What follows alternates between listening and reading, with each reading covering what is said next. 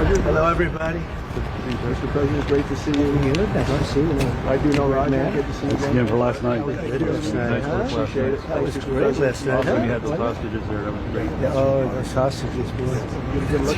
They really, Yes, they were fantastic. you were terrific. Thank Thank you. You got the market seeing your brilliance. Yeah, that's up almost 7 points. 2,500 points. Nobody's ever heard of it. It's going to be a record. Amazing. Yeah. You make an announcement the next day. Yes, sir. Smart. The key is to get the tax. Yes, sir. Absolutely. Hello, everybody. How are you? These are nice cars.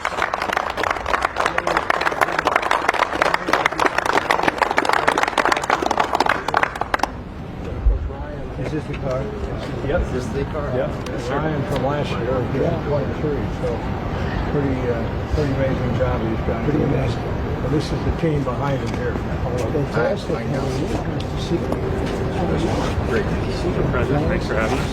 Thanks for having us. Congratulations. Thank you. We had to do it. Somebody had to do it, right?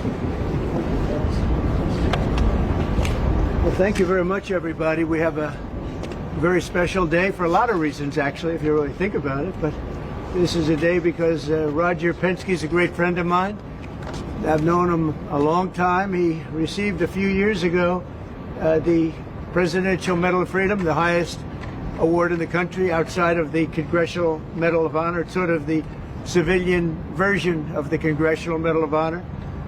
And I watched him win his 18th Indianapolis 500.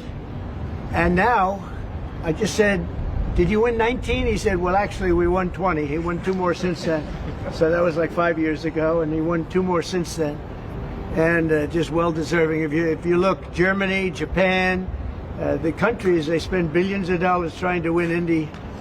And I guess they do it sometimes, but not much. But he's done it 20 times, Phyllis. So he must know something about cars and racing and trucks. A special guy, and he's brought some of our outstanding racing champions with tremendous courage and guts and grit. Hello, fellas. I didn't see you guys over there. That's a good-looking couple of teams, too. They have a lot of courage. And we'll see you in a second. So we're joined by the 2023-2024 NASCAR champion, Ryan Blaney, and Joey Logano. That's really fantastic, fellas. That's great. That car going, like as an example, on average, how fast will you About go 190. About 190, you can have it. I don't want to go, but 190, that's fantastic. And on a straightaway, you'll go how much? About 190, 200. About 190 to 200. Well, it takes a special genetic, you know that, right? It's genes. Not only it's genes, really. Most people couldn't do that. Very few people could do it.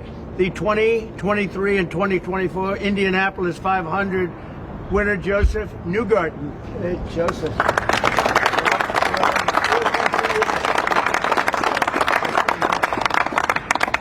And the 2025 champions of the 24 Hours of Daytona, Felipe Nasr, Nick Tandy, and Laurens Vanthoor. Thank you, sir.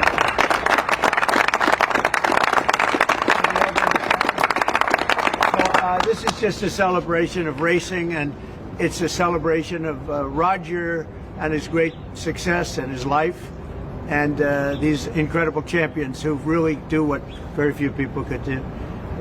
Mentally, psychologically, it's a big factor here, like it is in all sports, really, but you need a great physical ability. People that do this, they don't realize what great athletes they are. It's just not the car. I had a friend, he's a very successful guy, but he was a driver. And started off, he wanted to be a race car driver. He wanted to be like you. He wanted to be just like Joey Logano. and he had it for business, but he didn't have it for he said, I just couldn't compete with the good drivers. He couldn't do it no matter what he did. And he got lucky. He went into business and made a lot of money. He was very successful. But he said, I couldn't press the accelerator down all the way, and the best drivers could. So there was just a difference. It was really, I never forgot that story. But these are great champions, and it's a great sport. And what you've done in Indianapolis also with the track and everything has been incredible. I mean, it's really incredible. People tell me it's been amazing. I'll have to get there. I'm going to have to get there maybe this year with you. But Open invitation. well, thank you very much. Thank you. We did Daytona. We went around the track in the Beast, what's called the Beast, with the thick windows and the whole thing. And you're not supposed to hear anything, but I heard the fans. They were going crazy outside. So it was a great honor. So I just wanted to welcome them to the White House, a special place, very, very special place. And we love champions, and these are the greatest champions in the world. These are the greatest champions in racing, and it's an honor to have you all. And thank you very much, all of you. Thank you very much. I wouldn't ride in that thing if you paid me. How fast will that go? 240 plus. 240. Yeah. That's unbelievable. Weapon. Two-time winner of the Indianapolis 500 consecutively, right? Yes, sir. So what the hell are you doing? What do you eat? A lot of milk. Drinking a lot of milk, hopefully. Okay, I'm going to take some. And that one is pure speed and endurance, right? Correct, sir. Speed and endurance. Is that car a very different car than, let's say, this one? Very different? Very different. Very different. Yeah. Made for... You gotta last so many hours, Right. and we all share the car, so three drivers, Totally different engine. different engines, Everything's different. everything. And you go, is it 24 hours? Yeah. That's a long time. And that car just, there's no let up, it's just constant, right? That's fantastic. Congratulations. That's endurance. Endurance is a big factor in life and success, I can tell you. So you guys have it. Well, thank you very much. Would you like to ask Roger or any of these champions any questions while we're here? President, I have a question for you. Yeah. You started the morning saying be cool, and Be just a cool. few hours later, there was a pause put in on the tariffs. Can you walk us through your thinking about why you decided to put a 90-day pause? Well, I thought that people were jumping a little bit out of line. They were getting yippy, you know? They were getting a little bit yippy, a little bit afraid, unlike these champions, because we have a big job to do. No other president would have done what I did. No other president. I know the presidents. They wouldn't have done it. And it had to be done. What was happening to us on trade, not only with, you know, if you look at it, not only with China, but China was by far the biggest abuser in history, and others also, but somebody had to do it. They had to stop because it was not sustainable. Last year, China made $1 trillion off trade with the United States. That's not right. And now I've reversed it. It's for a short period of time, but we made $2 billion. We're making now $2 billion a day. And somebody had to do it. Roger actually said it. Charles Schwab was here a little while ago, one of the great financial people, and he said he's been waiting for 40 years for somebody to do what I did over the last month. And if you didn't do it, you wouldn't have a country. It wouldn't be sustainable. So I'm honored to have done it. And, you know, look, nothing's over yet, but we have a tremendous amount of spirit from other countries, including China. China wants to make a deal. They just don't know how quite to go about it. You know, it's one of those things they don't know how quite. They're proud people. And President Xi's a proud man. I know him very well. And they don't know quite how to go about it, but they'll figure it out. They're in the process of figuring it out, but they want to make a deal. And we have many other countries, as you know, many more than 75, and they all want to come. And they want to come here, or they'll go to Commerce, or they'll go to Treasury. We have our great senators here and congressmen. They'll call John. They'll do somebody. They'll go through somebody, but they're all calling. How do we do this? They all want to make a deal. Somebody had to do what we did, and I did a 90-day pause for the people that didn't retaliate, because I told them if you retaliate, we're going to double it. And that's what I did with China, because they did retaliate. So we'll see how it all works out. I think it's going to work out amazing. I think that our country is going to be at the end of a year or shorter, but I think we're going to have something that nobody would have dreamt possible. A man like Roger Penske, I don't want to get him in trouble with China, so I won't, but he would know that someday you have to cut the bow, and you have to do what you have to do, right, Roger? And that's what I did, and I'm very happy to have done it. Mr. President, was there anyone? the Prime Minister of Greece just told Breitbart's Matt Boyle that he thinks absolutely the European Union and the United States could work out a trade deal that's win-win and, quote, mutually beneficial to both sides. What do you think about the Prime Minister's comments, and do you think a deal could be struck with the European Union? First of all, I know him. He's a good man, and I appreciate his comments. Yeah, a deal could be made with every one of them. A deal's going to be made with China. A deal's going to be made with every one of them. And there'll be fair deals. I just want fair. They will be fair deals for everybody. But they weren't fair to the United States. They were sucking us dry, and you can't do that. You know, we have $36 trillion of debt for a reason. We don't have it there for fun. They have it for a reason. And people took advantage of our country, and they ripped us off for decades. I've been thinking about this for decades. If you ever saw me on television, I was young like these guys. And it was the good old days, I'll tell you, Roger. But I was like these guys, young, and I was talking about it. Nothing changed, and nothing was done about it. Then I did it. In my first term, I did it, and did it well. We took in hundreds of billions of dollars from China and others. And I started the process, but then we had to fix up from the COVID mess caused by China. We had to fix up from that, and we did a good job of doing it. And when we handed back the reins after a rigged election, and when we handed back the reins, the stock market was higher than it was before COVID coming in. So, you know, we did a great job, but we didn't have time to do the big thing, which we're doing now. And it's, it's like a patient is sick, you have to do surgery. Patient is very, very sick. And Joe Biden handed us over a country that was in very serious trouble, economically and in every other way. They let China run away with things. They let other countries run away with things. And maybe worst of all, in a certain way, is what they did at the border. We had people pouring into our country by the millions. Many of them were murderers and drug lords and thieves and people from prisons from all over the world. And there were people from mental institutions, insane asylums.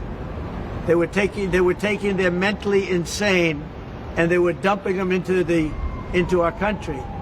And I'll tell you, Tom Homan and Kristi Noem are doing a fantastic job in removing them. And now the courts, the Supreme Court just gave us numerous good rulings where we have to be able to get them out. You had other judges trying to take over the system.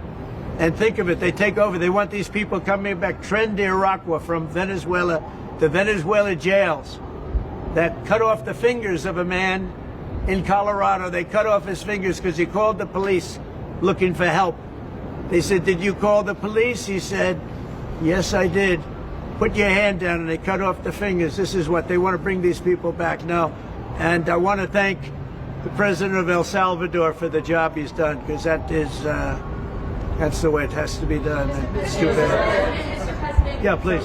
Chuck Schumer and Nancy Pelosi, they've been talking about tariffs for decades. How come when these Democrat elites want tariffs, everything's hunky-dory, but when President Trump wants tariffs, all hell breaks loose? Do you see this double standard? I love this guy, whoever the hell that is. That's really nice. I appreciate that question. No, Chuck Schumer, Nancy Pelosi, everybody knew you had to do it, but they never had the guts to do it. It does take guts. It even takes guts for our country to go through it. That's why I say be cool. They were saying about, just be cool. It's going to work out.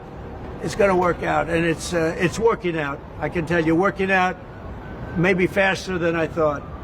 But I said it's going to take a little conditioning. It's a transition to. I think it's a transition to greatness. It's going to be greatness. Our country is going to be. There'll be nothing like it. And people investing in our country, they're going to do better than they've ever done before. We have more car manufacturers, Roger, coming into our country now. Speaking of cars, we've never seen anything like it. And they're coming in because of the election, but they're coming in because of the tariffs, because they don't want to pay 25 or 50 or whatever it may be.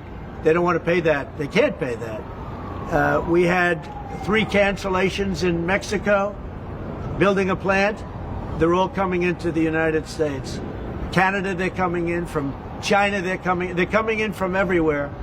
And that's just cars. We have chip makers coming. We're the biggest chip maker in the world, from Taiwan, coming in, spending $3 billion to build plants, and mostly a big plant. This is a hell of a plant when you spend the kind of money that they're going to go $200 to $300 billion, not million. You know, you'd say million would be the right number. It's not $200 to $300 billion.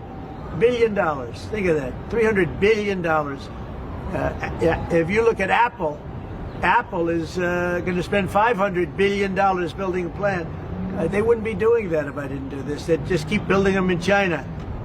And that's unsustainable. It's not a pleasant thing to do, but I appreciate the question. And, you know, interestingly, Chuck Schumer and Nancy Pelosi, Crazy Nancy, they've wanted to do this for years, but they never had a president that had the guts to do it, because it does take guts, believe me. Is it the bond markets that persuaded you to reverse course? I was watching the bond market. The bond market is very tricky. I was watching it, but if you look at it now, it's beautiful. The bond market right now is beautiful.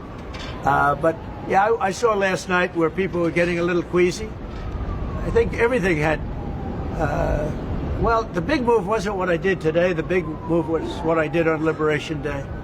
We had Liberation Day in America. We're liberated from all of the horrible deals that were made, all of the horrible trade deals that were made. And I was helped by people just like this, senator, congressman, and friends, right? And we had great help in the Senate. Our Republican senators have been amazing. They stood tall. And likewise in the House. And John Thune has done an amazing job. Barrasso has done an amazing job. I mean, I can't think of a senator, really. We had tremendous support. We got a bill passed the other day with almost unanimous support in the Senate, and I think we're going to get that in the House too. And I have to tell you that Mike Johnson is a great speaker. He's done a fantastic job. We had a majority of 1, now we have a majority of 7. And you don't realize how big 7 is until you have a majority of 1. 7 sounds like so much, but we're doing well. But Mike Johnson and John Thune have done a really great job. Mr. President, was anyone influenced your decision? Did you speak with anyone? You know, Jamie Dimon? Did you speak with anyone? Well, I watched Jamie Dimon on Maria Bartiromo's show this morning, and he was very good. He said that actually made the statement to effect that something had to be done with the tariffs and trade. He said that. He said, look, you know, at some point, but he said something has to be done with tariffs and trade. He understood it. He's very smart and very a genius financially. He's done a fantastic job at the bank.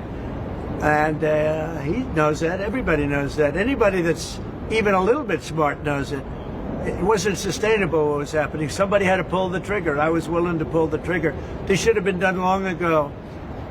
Just like Biden should have stopped the border long ago. I mean, allowed 21 million people plus into our country, many of whom should never have been allowed out of prisons and jails. They came out of prisons and jails from all over the world, and now we're getting them out, bringing them back to their countries. But it's should have never been done. Yeah, go ahead, please. Sir, would you consider exempting some U.S. companies, maybe some larger companies who have been hit hard in the markets the last few days during this 90 days? As time goes by, we're going to take a look at it. There are some that have been hard. There are some that, by the nature of the company, get hit a little bit harder, and we'll take a look at that, yeah. How will you determine it over the next 90 days? Just instinctively, more than anything else. I mean, you almost can't take a pencil to paper. It's really more of an instinct, I think, than anything else. What's your credibility like? Because you said that these tariffs would go into effect on Monday. You said no pause. But today there is a pause. So how can people believe your words today? It's not a question of that. You have to have flexibility. I could say, here's a wall, and I'm going to go through that wall. I'm going to go through it no matter what, and keep going, and you can't go through the wall. Sometimes you have to be able to go under the wall, around the wall, or over the wall. These guys know that better than anybody, right? You got to go around them sometimes. You're not going to go through them. So I consider, you know, I think in financial markets, because they change. Look how much it changed today. We went from, you know, pretty moderate today, but over the last few days it looked pretty glum, to, I guess they say it was the biggest day in financial history. That's a pretty big change. And I think the word would be flexible. You have to be flexible. Like he's asking the question about some companies. Some companies, through no fault of their own, they happen to be in an industry that is more affected by these things than others. You have to be able to show a little flexibility. And I'm able to do that. I'm going to say hello to these champions because they are great champions. I got to say hello. To avoid more escalation.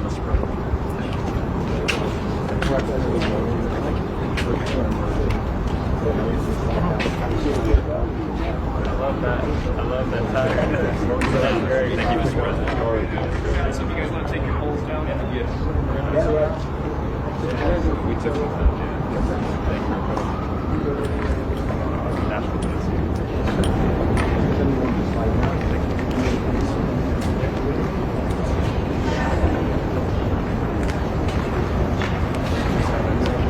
Gentlemen on the side, everybody in 2 rows, everybody in.